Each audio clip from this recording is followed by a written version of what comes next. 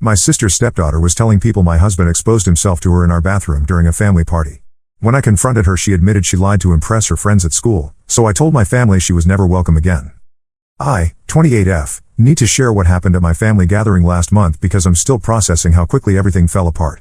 My husband Andrew, 32M, and I have been married for 3 years. We live in a small house about 20 minutes from my parents and most of my extended family. My sister Melanie, 33F, married Rowan, 38M, 2 years ago. Rowan brought his daughter Nina, 16F, from his previous marriage into our family. Nina's biological mother lives in another state and sees her maybe twice a year. When Rowan and Melanie got together, our whole family made a huge effort to welcome Nina. My parents invited her to every holiday. My mom bought her birthday presents and graduation gifts. I included her in our cousin group chats and made sure she had someone to talk to at family events. Nina seemed to appreciate these efforts at first. She would hug my parents goodbye and thank them for dinner. She helped my mom in the kitchen during holidays. She played board games with my younger cousins during family gatherings. Rowan was grateful for how we embraced his daughter. He told Melanie multiple times how lucky he felt to marry into such a welcoming family. My cousin Axel, 15M, is Melanie's son from her first marriage.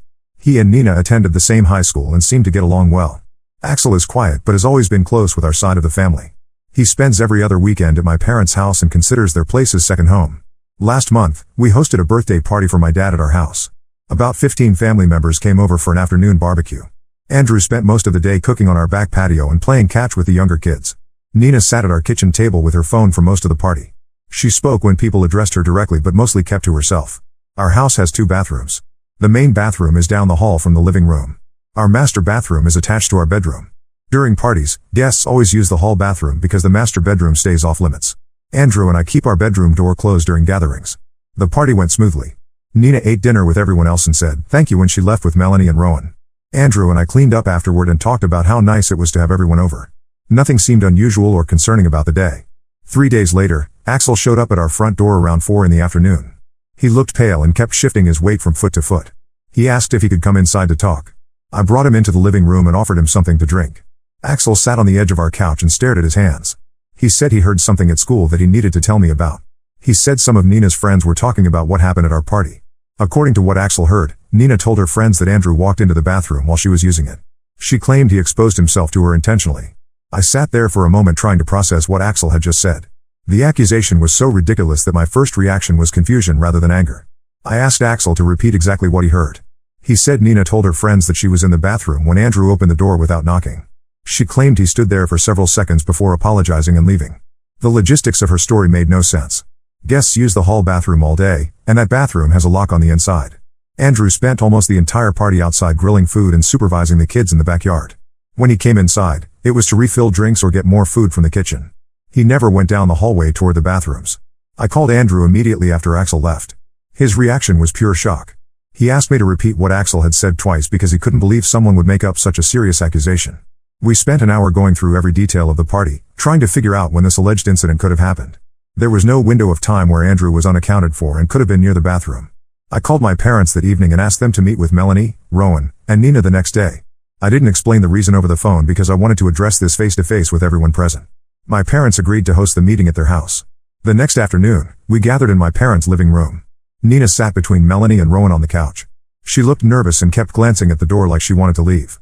My parents sat in their usual chairs, and Andrew and I took the love seat across from Nina. I looked directly at Nina and told her that Axel had shared an interesting story about what she'd been telling her friends at school. I asked her to repeat that story for everyone in the room. Nina's face went red, and she started stammering about not knowing what I meant. I said that according to her version of events, Andrew had walked in on her in our bathroom and exposed himself. The room went completely silent. Melanie's mouth fell open. Rowan looked back and forth between Nina and me like he was trying to solve a puzzle. Nina started crying and said she never meant for anyone to take it seriously. She said her friends at school were always talking about inappropriate encounters with older men, and she felt left out of their conversations. She admitted she made up the story to fit in with what her friends were discussing. The reason she gave for destroying my husband's reputation was that she wanted to seem more mature and experienced to her teenage friends.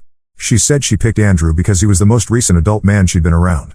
She claimed she didn't think the story would spread beyond her friend group. I stood up from the love seat and looked at Nina while she cried into her hands. I told her she was a liar and that her actions could have ruined an innocent man's life. I said that false accusations like hers put men in prison and destroy families. I told her she had risked my husband's career and our future together just to impress her friends. I turned to Melanie and Rowan and said that Andrew and I would never be in the same room as Nina again. I said this wasn't a punishment that would end after a few months or years. I told them that Nina was permanently banned from our home and from any events we hosted or attended. Rowan started to say something about Nina being just a teenager who made a mistake. I cut him off and said that 16-year-olds understand the difference between truth and lies. I said that someone capable of fabricating sexual assault allegations couldn't be trusted around my family.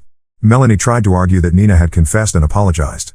I told Melanie that an apology doesn't undo the damage of spreading lies about sexual assault. I said that Nina had shown her true character, and we wouldn't give her another opportunity to hurt us. My parents listened to the entire conversation without saying much. After I finished speaking, my dad told Rowan and Melanie that Nina was no longer welcome at family gatherings held at their house. He said they couldn't have someone in their home who would lie about such serious matters. The meeting ended with Rowan, Melanie, and Nina leaving in tears. Andrew and I drove home in silence. The next day, Melanie called to tell me that Nina would be moving back to live with her biological mother in another state. She said Rowan had decided that the situation was too damaging to their marriage and family stability. Axel has been staying with us for the past 2 weeks while Melanie and Rowan figure out their living arrangements. He said Nina's friends at school found out she lied about the whole thing. Most of them stopped talking to her after the truth came out. I know some people might think I reacted too harshly to a teenager's lie. But false accusations about sexual assault are not pranks or mistakes. They destroy lives and reputations. Nina knew exactly what she was doing when she spread that story. She made a calculated decision to sacrifice my husband's reputation for her own social status. Andrew and I are moving forward with our lives. We're planning to start a family next year and buy a bigger house. We have the support of my parents and Axel, who witnessed how cruel Nina could be. Our marriage survived this challenge because we faced it together and refused to let a liar divide us. Update 1. I received several messages asking for an update, so here's what has happened since my original post. Nina moved back to her mother's house in Oregon 2 days after our family meeting. Rowan drove her there himself and spent a week helping her get settled. Melanie stayed home with Axel during that time. When Rowan returned, he looked exhausted and seemed to have aged several years. The first week after Nina left was quiet. Melanie avoided calling me, and Rowan didn't come to family dinner at my parents' house like he usually did on Sundays. Axel stayed with us during this time and seemed relieved to have some distance from the situation. Then Melanie called me with some news that changed everything. She said Rowan had been having phone conversations with Nina every night since she moved to Oregon. During one of these calls, Nina admitted that the lie about Andrew wasn't her first false accusation. According to what Melanie told me, Nina confessed to Rowan that she had made similar claims about a teacher at her previous school in Oregon. That accusation had contributed to Nina moving to live with Rowan and Melanie in the first place. Nina's mother had pulled her out of that school and sent her to live with Rowan because the situation became too complicated. Rowan had never been told the real reason why Nina came to live with them. Nina's mother had only said that Nina needed a change of environment and would benefit from living with her father. Rowan assumed it was typical teenage rebellion or adjustment issues after his divorce. When Rowan called Nina's mother to verify this information, she confirmed that Nina had accused a male teacher of inappropriate behavior. The school investigated and found no evidence to support Nina's claims. Other students contradicted her version of events. The teacher was cleared of wrongdoing, but the accusation created enough drama that Nina's mother decided to send her away. Melanie said Rowan was devastated to learn that Nina had a pattern of making false accusations. He realized that our family had been completely right to cut ties with Nina. He also understood why Nina's mother had been so quick to agree to take Nina back permanently. This revelation changed Rowan's perspective entirely. Instead of seeing Nina as a confused teenager who made one bad decision, he now saw her as someone with a serious problem that could affect innocent people. He told Melanie that he felt guilty for not protecting our family better. The news about Nina's history also explained some things that hadn't made sense before. Rowan mentioned that Nina's mother had seemed unusually eager to have Nina live with him permanently. At the time, Rowan thought it was because Nina's mother wanted to focus on her new relationship. Now he realized that Nina's mother was probably relieved to have Nina become someone else's responsibility.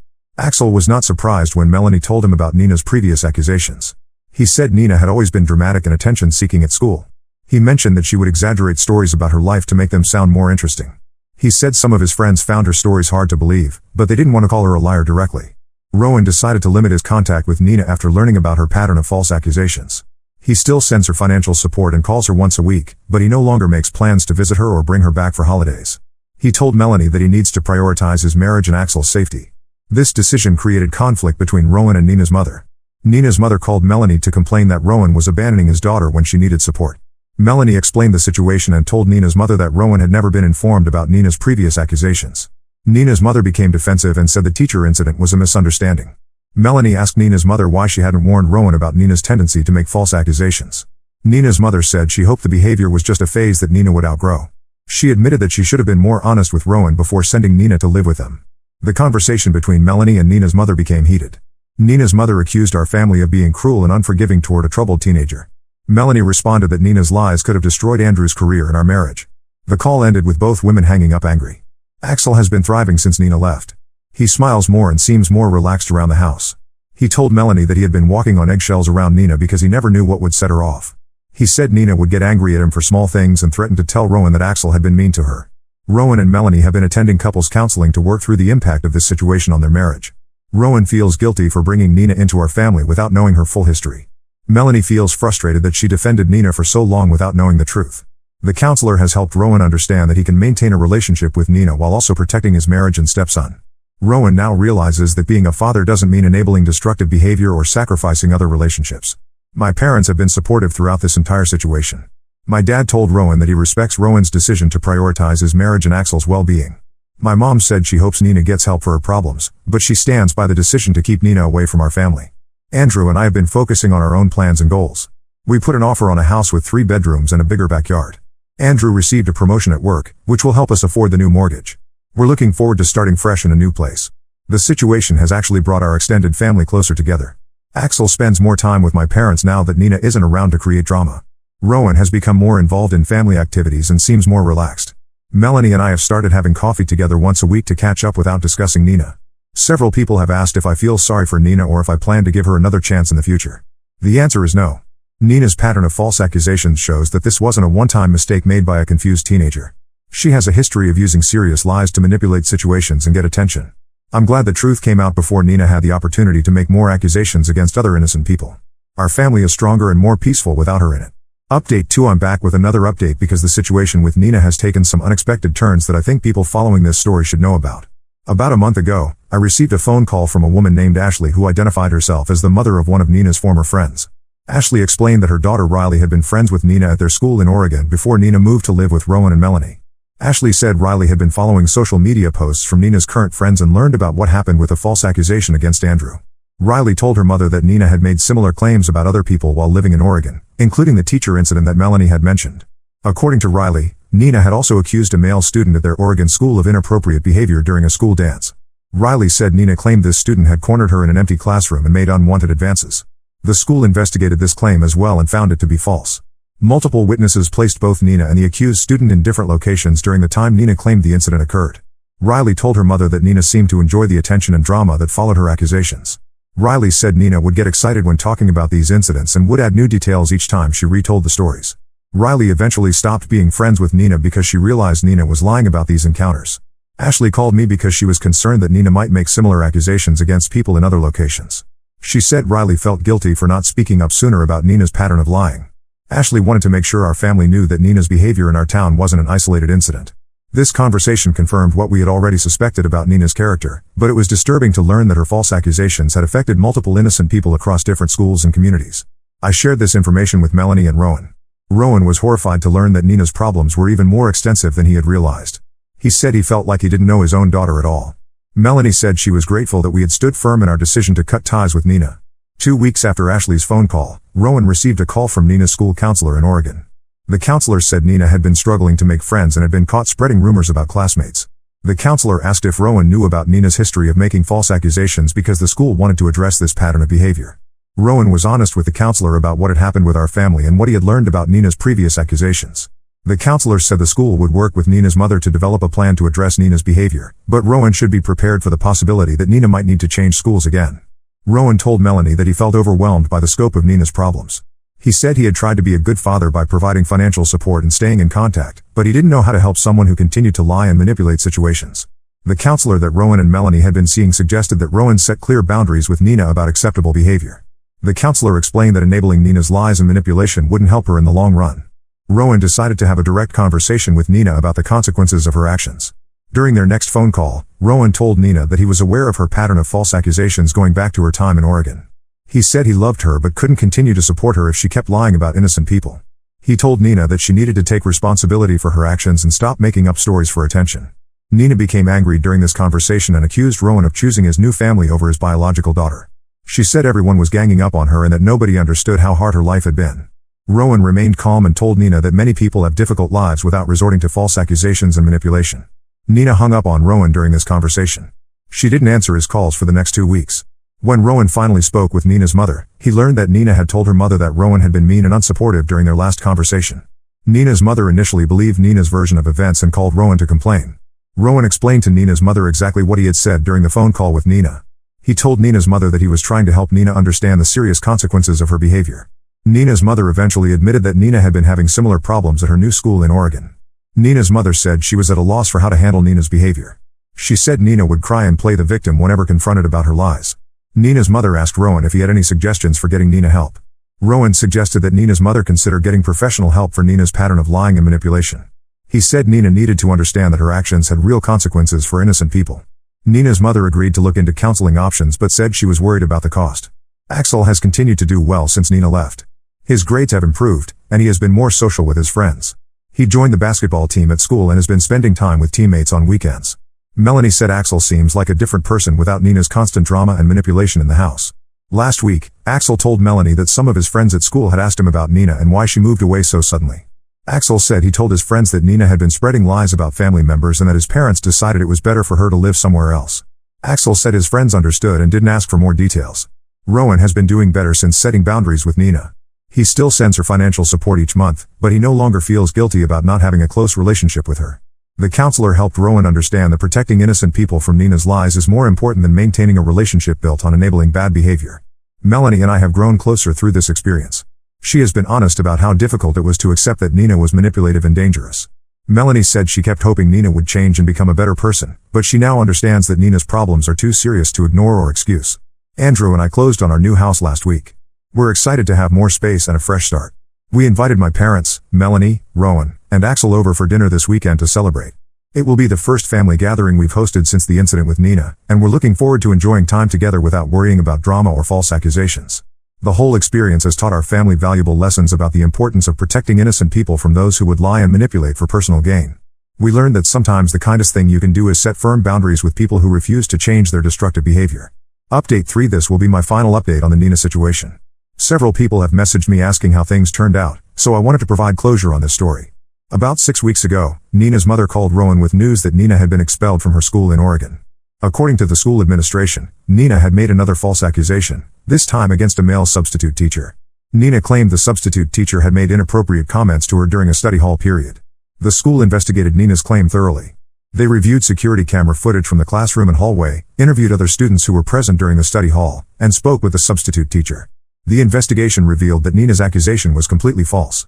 The security footage showed that Nina and the substitute teacher had minimal interaction, and other students confirmed that nothing inappropriate had occurred. The school principal told Nina's mother that this was the final incident they would tolerate.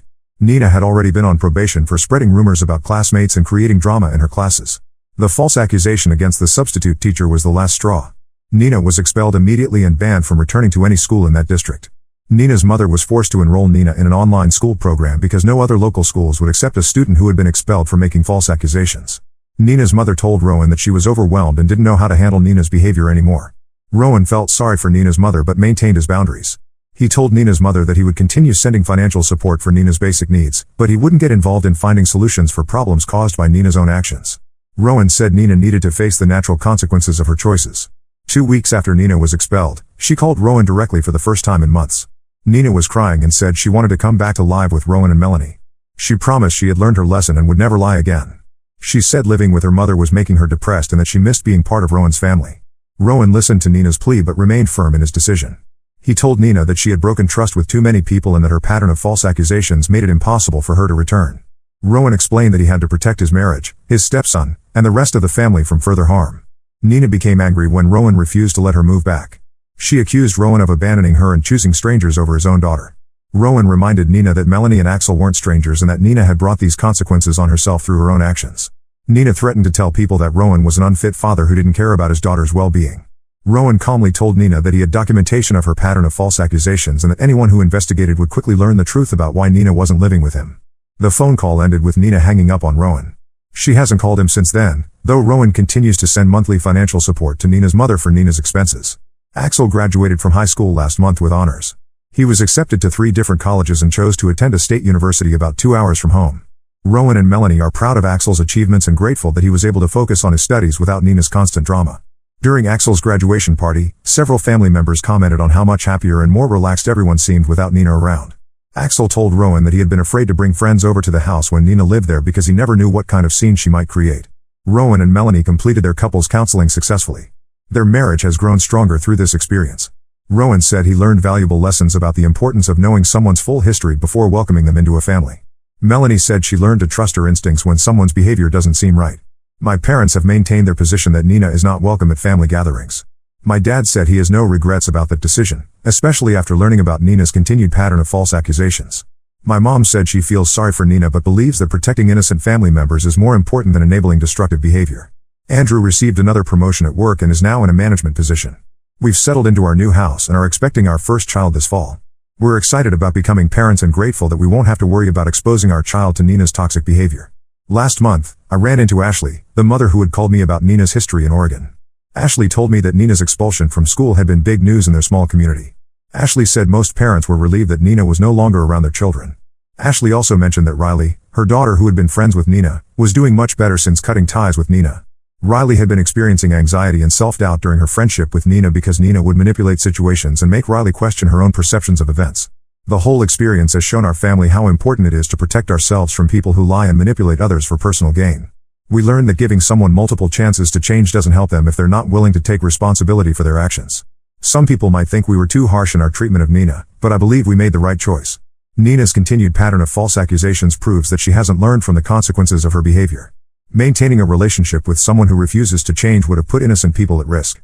Our family is happier, more peaceful, and stronger than ever. We focus our energy on relationships with people who are honest and trustworthy. We don't waste time trying to fix people who don't want to be fixed. Rowan still sends financial support to Nina each month because he believes parents have a responsibility to help their children meet basic needs.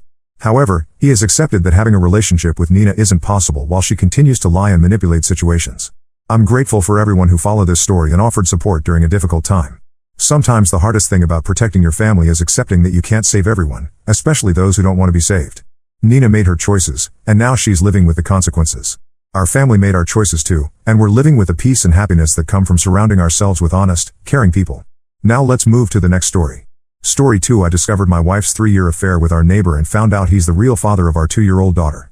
Now he wants custody. I, 35M, just found out my wife Laura, 33F, has been cheating on me with our neighbor Tom, 37M, for the last 3 years. Even worse, I discovered that Tom is actually the biological father of our younger daughter Haley, 2F. I'm completely devastated and don't know what to do. Laura and I met in college 15 years ago. We were both studying business and had several classes together. At first, we were just friends, often studying together and hanging out in the same group. But over time, our relationship grew into something more. We started dating in our junior year and things just clicked. After graduation, we both got jobs in the same city and moved in together. We got married 5 years later, when we were 25 and 23.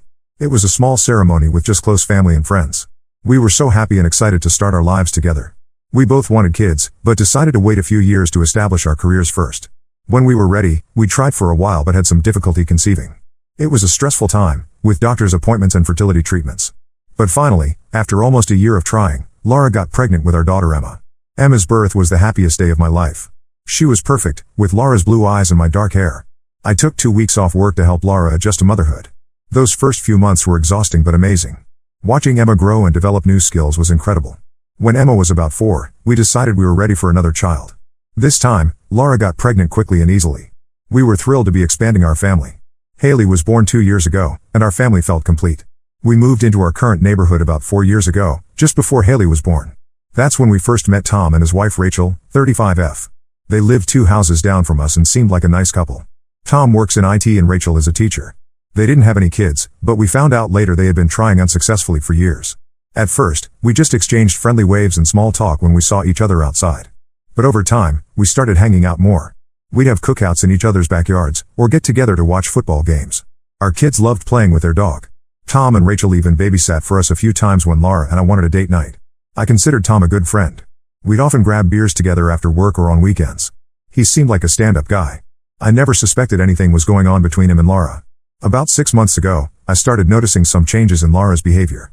She was spending more time on her phone, being secretive about her messages, and going out more often without explanation. At first I tried not to think much of it, figuring she was just busy with work or needed some time to herself. But as the weeks went on, I got more and more suspicious. She'd get dressed up to go grocery shopping or have long phone conversations in another room. When I'd ask who she was talking to, she'd say it was just work stuff. A few times, I came home early from work to find her scrambling to close browser windows on her laptop. I tried to talk to her about it, ask if everything was okay. But she'd just say I was being paranoid and that nothing was going on. I wanted to trust her, but something felt off. Last week, I finally decided to check Laura's phone while she was in the shower. I know it was an invasion of privacy, but I couldn't shake the feeling that something was wrong. What I found was far worse than I ever imagined. There were hundreds of intimate texts and photos exchanged between her and Tom going back almost 3 years. They had pet names for each other and talked about how much they loved each other. There were messages coordinating meetups while I was at work or out of town. They even had a code word they'd text each other when they wanted to hook up. But the worst part was yet to come. As I kept reading through their messages, I came across one from around the time Haley was conceived where Laura told Tom she was pregnant and that the baby was definitely his. There were follow-up messages about how they needed to be careful so I wouldn't suspect anything, and how Tom wished he could claim the baby as his own. My daughter, who I've loved and raised for the past 2 years, isn't even mine biologically. Every memory I have of her birth, her first steps, her first words, it's all tainted now. I feel like my whole life for the past 3 years has been a lie. I confronted Laura as soon as she got out of the shower. At first she tried to deny everything, saying I was misunderstanding things. But when I showed her the messages she broke down crying and admitted it was all true. She begged me to forgive her and said she would end things with Tom, but I was too angry and hurt to even consider it. I told her to get out and that I wanted a divorce. Laura left to stay with her sister. I told her not to come back until I figured out what I wanted to do. She's been calling and texting constantly, begging for another chance. But I just can't see how I could ever trust her again after such a massive betrayal that went on for years. The past few days have been a complete nightmare. I've barely been able to eat or sleep. I can't stop thinking about all the times we spent with Tom and his family, knowing now that he and Laura were sneaking around behind my back that whole time. I feel like such an idiot for not realizing what was going on. I haven't told anyone else about the situation yet. Emma is confused about why Mommy suddenly left and keeps asking when she's coming home. I've just been telling her that Mommy had to go away for work for a while. I have no idea what to do about Haley. Even though she's not mine biologically, I still love her and have raised her as my own for the past 2 years. But every time I look at her now I'm reminded of Laura's betrayal. Tom's wife Rachel deserves to know the truth, but I'm not sure if I should be the one to tell her or how to even approach the conversation. Part of me wants to confront Tom and beat the crap out of him, but I know that won't actually solve anything. I'm meeting with a lawyer next week to discuss my options for divorce and custody. I definitely want primary custody of Emma, but I'm torn about what to do regarding Haley. Legally I'm still her father since I'm on the birth certificate, but knowing she's not biologically mine makes things more complicated. Laura has been blowing up my phone begging for another chance, saying it was a mistake and that she still loves me. But I don't see how I could ever trust her again after such a massive betrayal that went on for years. Tom has also tried reaching out, probably to do damage control, but I've ignored all his messages so far. I'm angry, hurt, and completely lost about what to do next. How do I even begin to move forward from something like this? Should I try to maintain a relationship with Haley even though she's not biologically mine? Do I tell Rachel about the affair or let Tom deal with that? Any advice would be appreciated because right now I feel like my entire life has fallen apart. Update 1: It's been about 2 weeks since I found out about Laura's affair with Tom and that he's Haley's biological father. A lot has happened since then and I wanted to give an update. First, I ended up telling Rachel, Tom's wife, about the affair. I felt she deserved to know the truth, even if it wasn't my place to tell her. I invited her over to my place while Tom was at work and showed her the text messages I had found. She was absolutely devastated, even more so when she learned that Haley was actually Tom's daughter. Apparently they had been struggling with infertility for years and had just started looking into IVF options. Rachel told me they had been trying to have a baby for their entire 10-year marriage. They had gone through multiple rounds of fertility treatments, all of which failed. It had put a huge strain on their relationship and finances.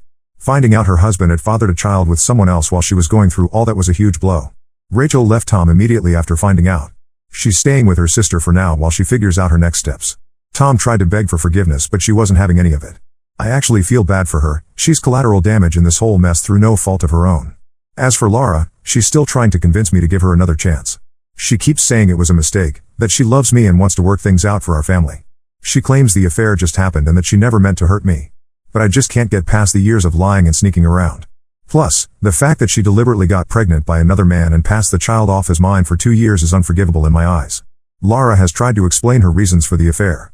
She said she felt neglected and unappreciated in our marriage. Apparently Tom made her feel desired and important in a way that I wasn't.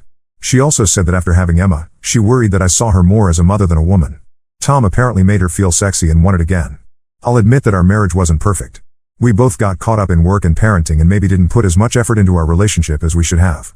But that's no excuse for cheating, let alone carrying on a years-long affair and getting pregnant by another man. I've told Laura firmly that reconciliation is not an option and that I'm moving forward with the divorce.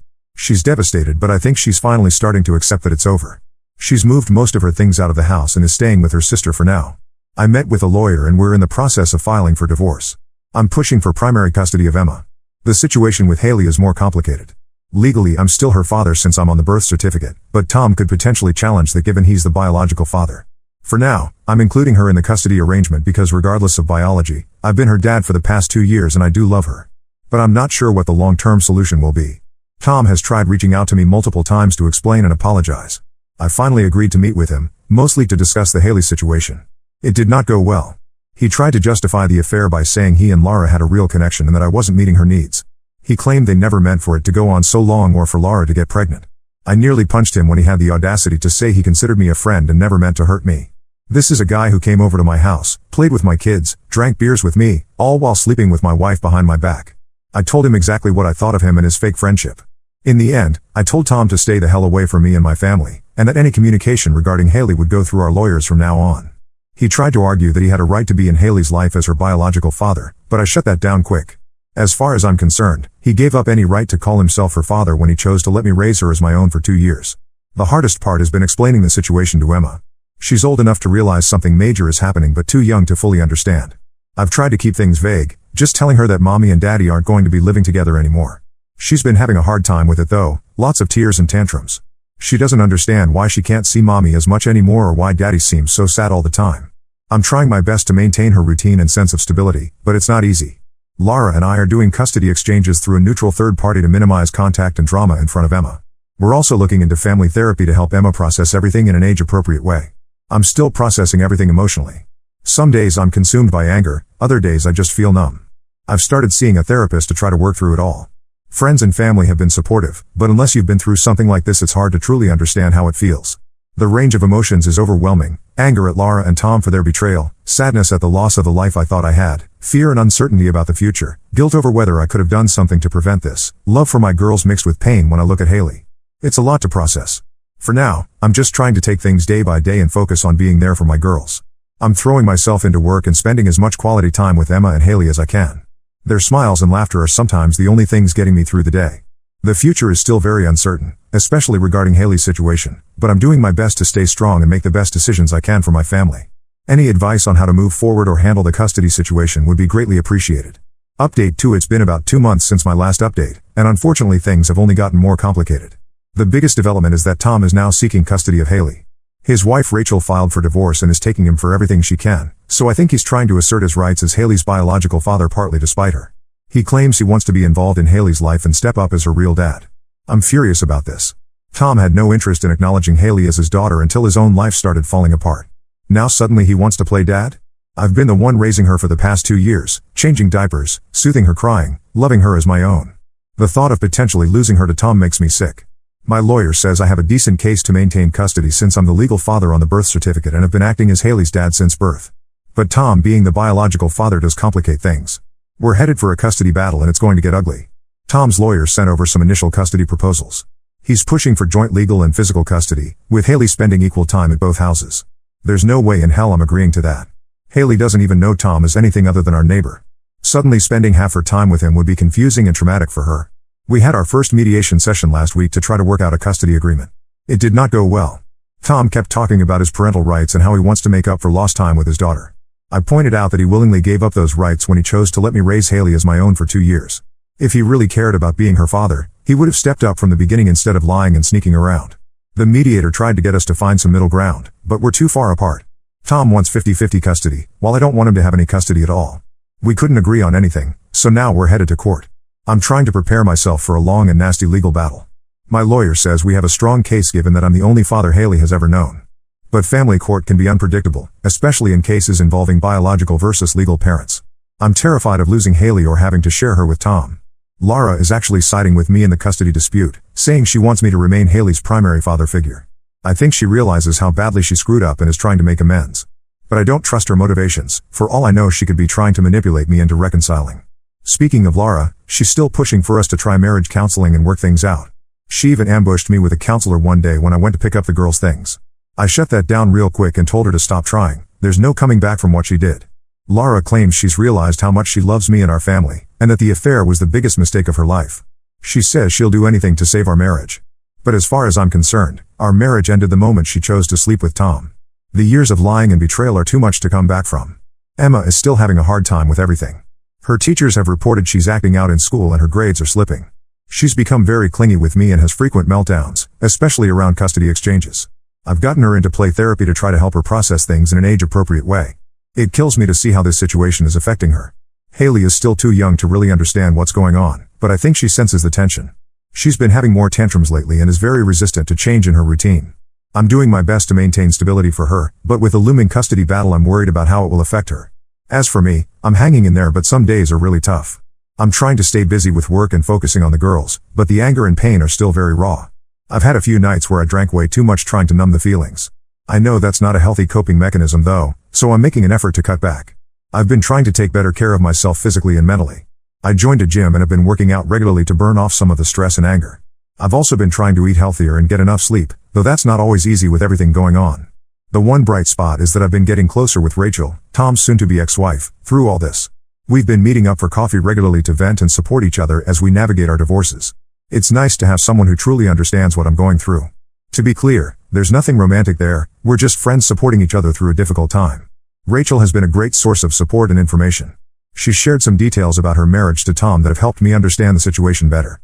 Apparently Tom has a history of infidelity. Laura wasn't his first affair. Rachel found out about a previous affair a few years ago but chose to forgive him and try to work things out. Now she feels like a fool for giving him a second chance. So that's where things stand for now. The divorce proceedings are moving forward and we have a custody hearing scheduled for next month. I'm trying to stay hopeful that I'll be able to maintain custody of both girls, but I'm also bracing myself for a long and nasty legal battle ahead.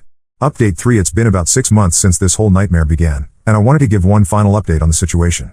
The divorce from Laura was finalized last month. In the end, we agreed on joint custody of Emma with me having primary physical custody.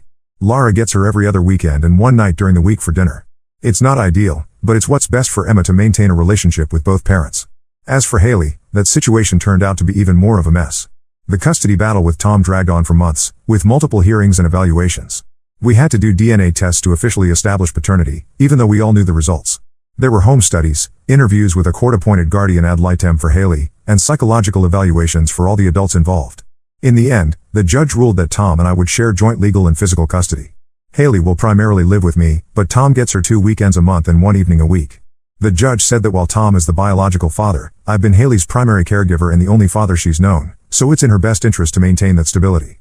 I'm not thrilled about Tom being in Haley's life, but I'm trying to make the best of it for her sake.